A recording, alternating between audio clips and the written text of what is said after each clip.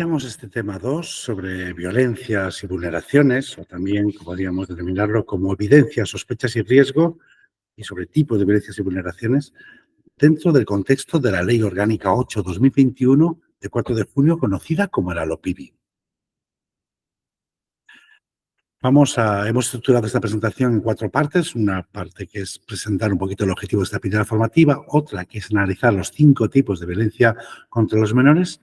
Hablaremos de 40 signos e indicadores que hemos descubierto, aislado y que podemos reconocer de que se está dando una situación de violencia ejercida contra los menores, y luego de cómo reaccionar a través de unos recursos para notificarlos. Comencemos con el objetivo. El objetivo de esta píldora es contribuir a identificar situaciones de violencia en niños, niñas y adolescentes. Se trata de una tarea que no es sencilla, pero que analizaremos algunas señales que pueden indicarnos si el niño, la niña o el adolescente están viviendo alguna situación que pudiera afectar de forma negativa a su desarrollo o a su bienestar. ¿Qué tipos de violencia ejercida sobre los menores hemos identificado? Bueno, pues vamos a hablar de 5 tipos de violencia. Una violencia física, una violencia que se ejerce desde la no provisión de cuidado, la negligencia, una violencia emocional, psicológica, una violencia sexual y la explotación.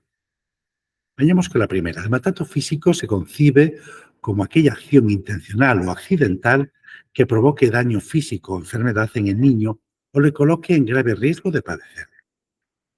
Son ejemplos de maltrato físico los castigos físicos, las amenazas, tanto verbales como físicas, desde el lenguaje no verbal, los golpes, las patadas, los pellizcos, las quemaduras, las heridas, que sí dejan huella sobre la piel de los niños y de las niñas.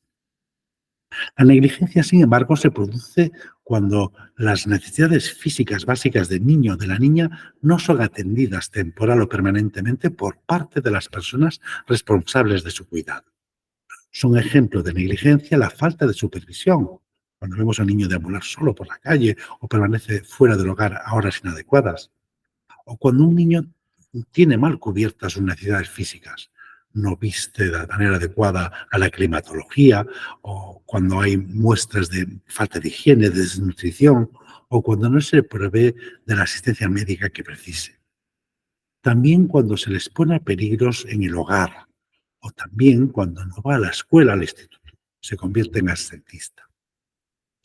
En tercer lugar, hablamos de una violencia psicológica y emocional, a veces no tan evidente, pero que son acciones capaces de originar malestar emocional por afectar a las necesidades de niños, niñas y adolescentes.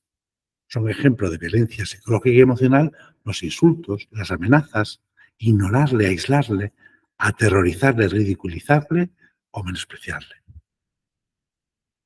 Por violencia sexual, tal vez en la inspiración de la ley está todo aquello que, desde el contacto e interacción entre un menor y una de edad y una persona adulta, se produzca algo inadecuado, porque el mayor utiliza al menor para obtener estimulación sexual.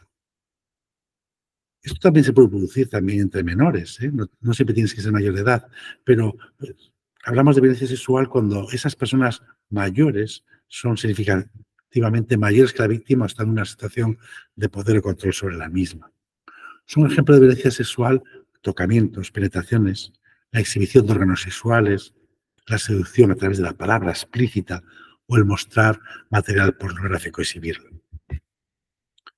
Finalmente, como un compendio de las 4 anteriores, podemos hablar de explotación, que es todo abuso cometido o la amenaza de un abuso en una situación de vulnerabilidad, de relación de fuerza desigual o de confianza por parte de una persona para obtener un beneficio. Son ejemplos de ello la explotación laboral de menores, la realización de actividades delictivas con menores, usar a los menores para la mendicidad.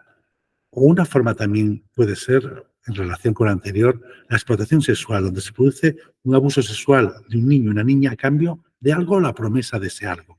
¿Cómo? Pues la promesa de ropa, de dinero o de protección.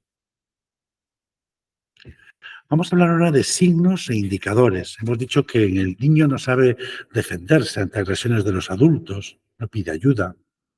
Esto lo sitúa en una situación muy vulnerable ante un adulto agresivo o negligente.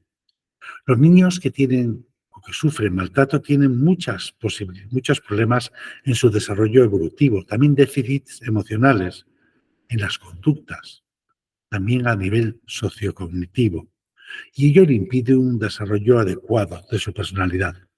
De ahí la importancia de detectar cuanto antes el maltrato y de buscar una respuesta adecuada que ayude al niño en su desarrollo evolutivo. No siempre es evidente lo que vamos a ver. No vamos a tener certezas claras y manifiestas.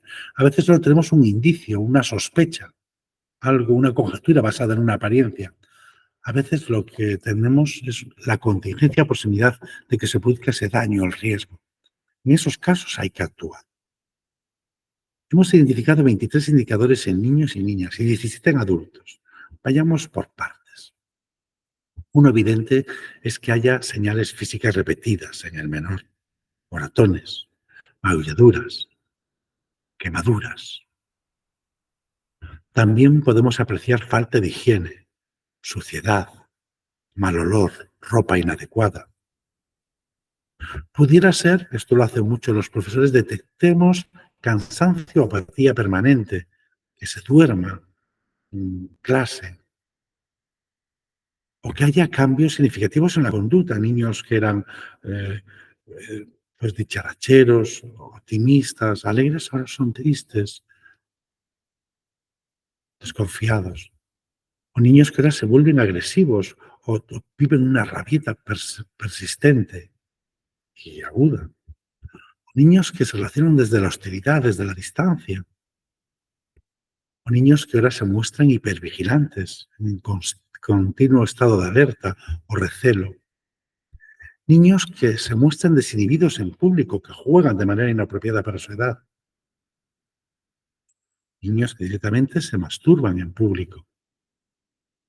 O niños que evitan ir a casa, manifiestan miedo a volver a su casa y en su lugar se quedan más tiempo en los alrededores, merodeando en el colegio, en el patio, en la calle.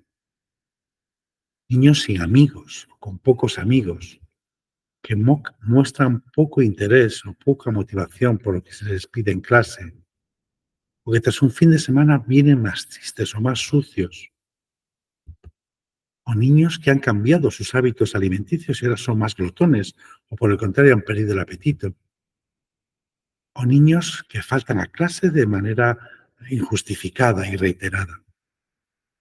Niños que, descartando motivos orgánicos, muestran retraso en el desarrollo físico, emocional e intelectual. O presentan conductas antisociales, se escapan, rompen, roban, agreden. O también muestran conductas autolíticas compatibles con la depresión, con amenazas de suicidio. Niños, niñas con cambios repentinos y bruscos en el estado de ánimo, sin otras causas objetivas a quien atribuírselo. O regresiones conductuales y siguen siendo muy infantiles para su edad. O niños que se relacionan con algún adulto de alguna manera secreta, reservada, excluyente a otros adultos. O niños a los que no se les provee de los cuidados básicos médicos elementales. O que presenten dolores frecuentes sin una causa objetiva. Pues estos 23 indicadores se perciben en niños y en adultos.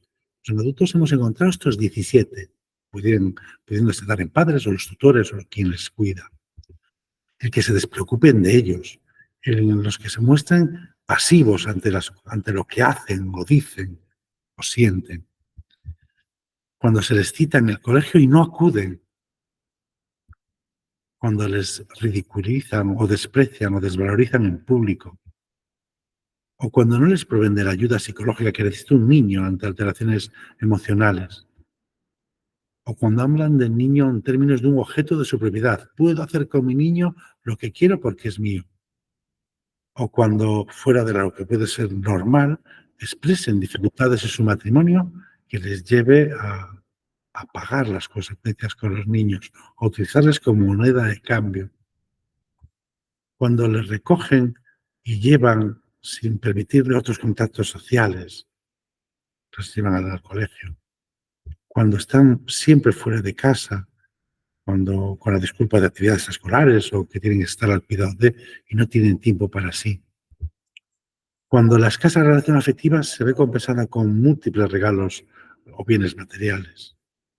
Cuando hay un uso normalizado o un abuso de sustancias tóxicas, de alcohol, de tabaco o de drogas, un trato desigual entre los hermanos puede producirse por un síndrome del príncipe destronado o por el síndrome también de la cenicienta. Cuando no se justifica la ausencia de clase o cuando se usa la disciplina de una manera autoritaria y rígida, o cuando se ve al niño como alguien malo y se le llama así, se le hace sentir malvado, o cuando se ofrecen explicaciones ilógicas, contradictorias o no convincentes, o cuando la disciplina no es la apropiada para la edad del niño, o cuando se le sobreprotege desde el celo, pues estaremos hablando de violencia percibida desde la actitud de los padres, madres o cuidadoras.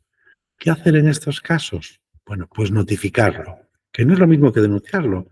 Toda persona que tenga una sospecha de que algo está teniendo lugar tiene la obligación de notificarlo para que los servicios especializados actúen. Basta con creer que se pueda estar produciendo esa situación. En esos casos hay 3 teléfonos. El normal de emergencias 112, el de los servicios sociales más específico 010 y uno creado expresamente para atención al menor, el 116 111. Muchísimas gracias por vuestra atención.